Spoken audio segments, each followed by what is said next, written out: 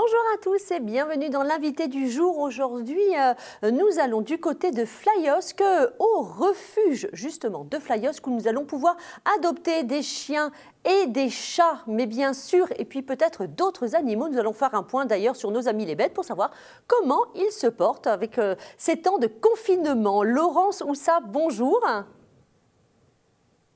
Bonjour. Bienvenue dans l'invité du jour. Je suis ravie que vous ayez accepté notre interview aujourd'hui. Vous êtes agent animalier du refuge Flyosque. Comment vont déjà nos amis les animaux?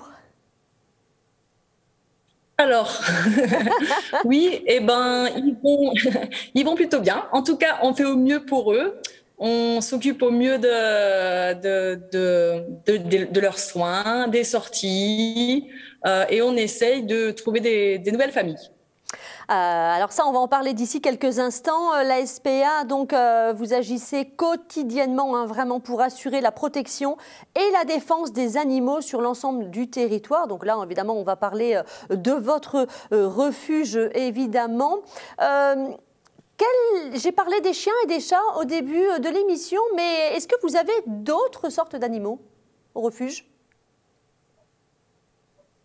Oui, il nous arrive d'avoir des NAC, des nouveaux animaux de compagnie, c'est-à-dire ça va être des lapins en général ou des cochons d'Inde. On a eu aussi des souris, des rats domestiques. Actuellement, on a deux lapines à l'adoption, Ouais.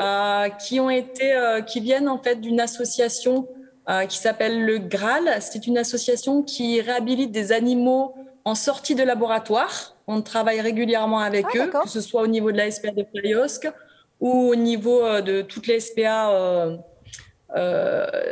en France. Oui. Et là, actuellement, voilà, on avait récupéré 5 lapines. Il y a 3 lapines qui ont trouvé des familles. Et là, il reste encore 2 lapines à adopter. Mais c'est des lapins gros gabarit.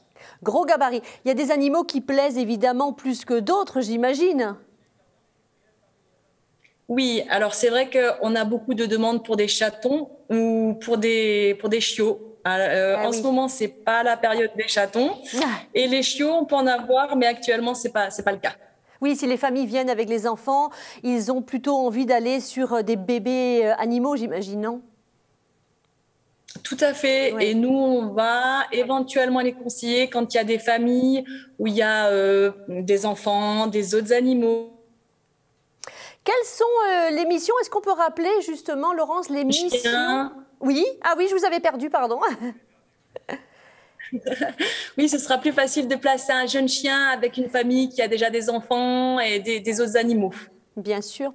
Est-ce qu'on peut rappeler les principales missions justement du refuge? Alors, nous, on fait également fourrière. Donc, on récupère les animaux en divagation de diverses communes. Soit ils sont récupérés par les propriétaires, soit ils ne sont pas récupérés par les propriétaires. À ce moment-là, ils sont vus par la vétérinaire, ils sont identifiés, vaccinés, déparasités, stérilisés et castrés, et ensuite ils passent à l'adoption. Très bien. On rentre aussi des animaux. Voilà, on rentre aussi des animaux en abandon. Eh oui, malheureusement. Beaucoup. Voilà. Est-ce que vous avez, est-ce que c'est des choses qui évoluent dans le bon sens ou dans le mauvais sens avec le confinement, avec la crise sanitaire justement? Est-ce qu'on peut faire un point là-dessus? Alors, par rapport à l'année dernière, quand il y a eu le premier confinement début mars, on a eu très très peur justement d'avoir beaucoup d'entrées d'animaux, que ce soit par la fourrière ou en abandon. La SPA a beaucoup communiqué à ce sujet et heureusement, les entrées ont été limitées. Il y a eu moins d'entrées en abandon sur cette période-là. Par contre, actuellement, on a beaucoup de demandes d'abandon, beaucoup. Plus que d'habitude, c'est ça que vous êtes en train de nous dire? J'ai l'impression que sur ces derniers mois, oui. On a plus de demandes que les mois passés, oui.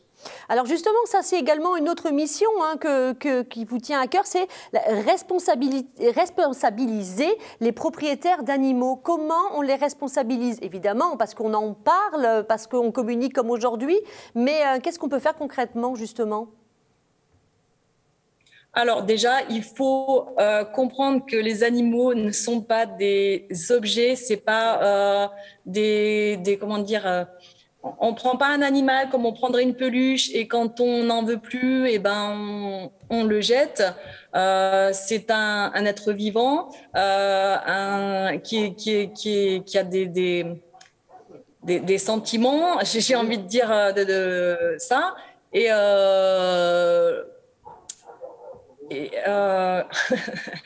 Bah oui, mais c'est important effectivement de se rendre compte que c'est pas une peluche, un animal. Voilà, si on le décide, on en prend pour 10-15 ans. C'est ça qui est important. C'est ça, tout à fait. Voilà, quand on prend un animal, c'est comme un membre de la famille, voilà. Et on le garde jusqu'à voilà, on l'aime comme un membre de sa famille. On l'abandonne pas à la moindre difficulté. Alors une autre mission, et on le voit très bien sur cette photo avec cette jeune fille qui est de dos, c'est sensibiliser les jeunes à la protection animale. Et ça, je sais que c'est important pour vous. Et justement, plusieurs clubs jeunes ont vu le jour au niveau de la SPA en France. Vous en avez un également qui en ce moment, évidemment, ne fonctionne pas dû à la crise sanitaire. Comment ça se passe? On essaye d'avoir des jeunes bénévoles qui viennent se rendre compte de ce que c'est justement un refuge? Oui, alors on a créé un club jeune il y a à peu près un an, je n'ai pas la date exacte en tête. On a beaucoup de demandes, beaucoup de jeunes veulent s'investir dans la protection animale, veulent aider et ça leur permet en fait de voir comment ça se passe sur le refuge et de sensibiliser leur entourage également.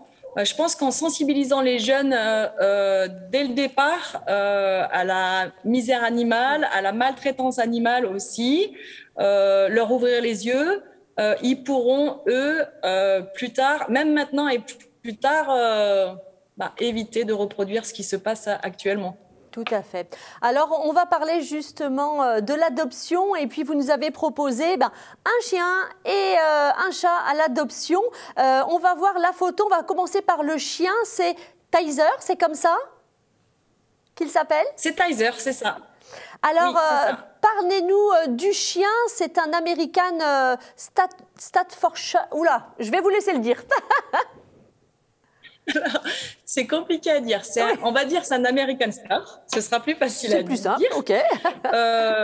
Voilà, c'est plus simple. Il est chez nous depuis plusieurs années. Il est plutôt jeune. Il a une douzaine d'années. Hein. C'est ça, il a presque 12 ans. Oui.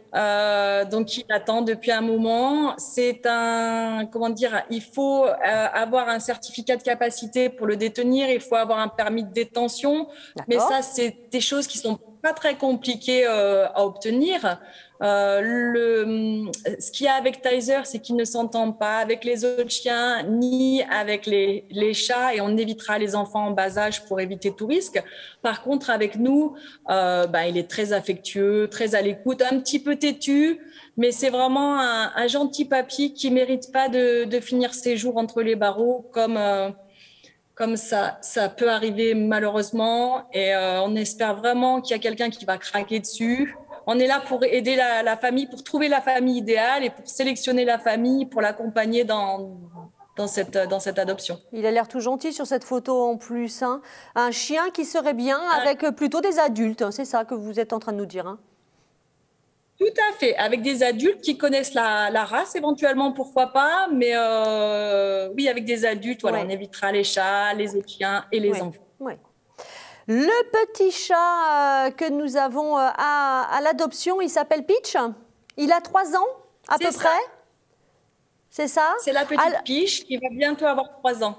Alors, il y a une particularité, il est en SOS Adoption, c'est une participation libre, c'est une petite chatte femelle née en septembre 2018. C'est quoi SOS Adoption? Alors, SOS Adoption, Tizer aussi est en SOS Adoption. Et je vais vous expliquer pourquoi. Pourquoi? Voilà, les SOS Adoption, c'est une participation libre. C'est pour pouvoir trouver plus facilement une famille aux animaux qui ont plus de 8 ans, aux animaux qui ont une maladie ou qui sont au refuge depuis très longtemps. Voilà. Alors lui, c'est parce qu'il a des petits problèmes de locomotion, hein, c'est ça, suite à un petit problème neurologique. Donc c'est un chat qui demande voilà, du calme, de l'attention, j'imagine. Oui, alors Piche, je vais vous raconter son histoire. Elle est arrivée, elle était chaton, elle a été trouvée à côté d'une poubelle dans un carton avec ses frères et sœurs. Ils étaient tout petits, ils avaient 1 mois et 2 semaines, donc pas sevrés. Malheureusement, il y avait une dizaine de petits chatons. Ils ont attrapé un petit coryza qui a été soigné, mais elle, suite à ce coryza, il y a eu des petites séquelles. Et elle a un petit problème neurologique. Elle arrive pas à alors elle arrive à se déplacer, mais difficilement. Donc c'est vrai qu'il faudra une famille patiente, prête à faire un petit peu parfois il lui arrive de pas faire dans la litière, donc c'est une coquine, c'est une coquine en plus. Voilà. Après, elle est adorable, elle a son petit caractère, elle est câline, elle est très attachante. Et il faudra une famille qui n'habite pas très loin du refuge parce qu'il faudra venir de temps en temps lui faire des petites séances d'acupuncture, c'est bien ça? Voilà, c'est ça. L'acupuncture, ça lui fait beaucoup de bien. C'est la vétérinaire qui est sur place au refuge qui lui prodigue. Et ça lui fait beaucoup de bien pour pouvoir arriver à se déplacer plus facilement. Donc là, on a parlé de Tizer, de Peach. Vous avez combien d'animaux en ce moment, si vous avez une idée à peu près à l'adoption? Alors, à l'adoption actuellement, je pense qu'on doit avoir une trentaine de chiens. Et chez les chats, ça doit être à peu près pareil, une trentaine de chats. On a eu quand même pas mal d'adoptions ces dernières semaines. On a réussi à faire adopter des chiens qui étaient là depuis un petit moment. Donc, et c'est des adoptions responsables avec des bonnes familles. Donc, on est plutôt content de ce côté-là. Donc voilà, si vous nous regardez, si vous avez envie d'adopter, de donner du bonheur à un animal, eh bien on vous conseille le refuge de Flyosque, ou si vous voulez venir bénévole, si vous êtes jeune ou moins jeune, évidemment. Merci beaucoup Laurence Oussa d'avoir répondu à nos questions, c'était un plaisir. Merci à vous. Je vous dis à très bientôt. Au revoir. Au revoir. Je vous souhaite une excellente soirée et je vous dis à la semaine prochaine. Ciao, ciao.